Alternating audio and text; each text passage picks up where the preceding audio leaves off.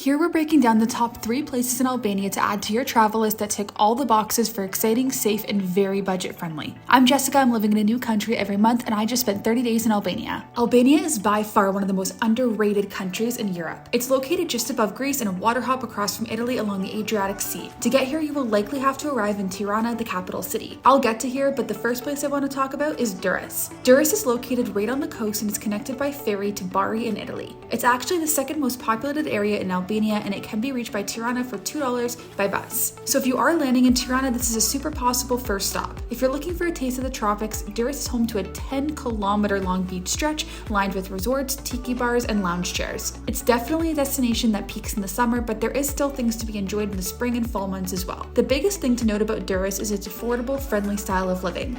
Being along the ocean, the island time logic really kicks in here. Hotels or Airbnbs are about 40 Canadian dollars per night, which is about 29 US dollars and 26 euro. Hostels are even cheaper if you're okay with that route of things. Durres doesn't offer as much as Tirana or so, but it is a great place to add to your European or Albania travel plans for a few days or even up to a week. Next on the list is the UNESCO town of Berat.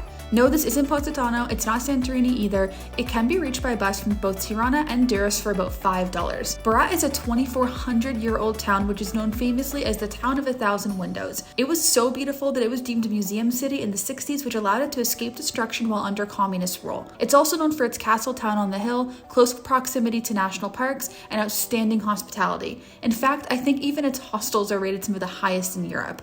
The locals are notorious for going above and beyond to make your stay exceptional, so it's common to be offered things like free food, drinks, and awesome amenities. Like many places in the world, the smaller the town that you are, the cheaper the cost of living becomes. With that, meals and activities are cheaper here than in places like Durres or Tirana. Hotels or Airbnbs run about 50 Canadian dollars per night, which is about 36 US dollars and 33 euro. Again, hostels run even cheaper, and they are famously known for the ones in the Gorica quarter. Berat is a great place to visit for about 2 to 4 days. Last but not least, of course, Tirana. This is the capital city of Albania and for most, the point of arrival. Compared to other European capitals, it is smaller, but don't let that think that there's nothing to do. Tirana is a city filled with history and entertainment, both old and new. From sprawling greenery-filled patios to bunker art museums and all in between. It really does have something for every kind of traveler. On the history end, it is famous for its communist history. This is not something that's an iffy topic. Albanians are more than open about their history and are proud of what their country has overcome. Today you can explore its bunkers, old monuments, and buildings. Entertainment-wise, Tirana is jammed with shopping bazaars, patios, parks, and restaurants. Similarly to Durres and Berat, it too is very affordable.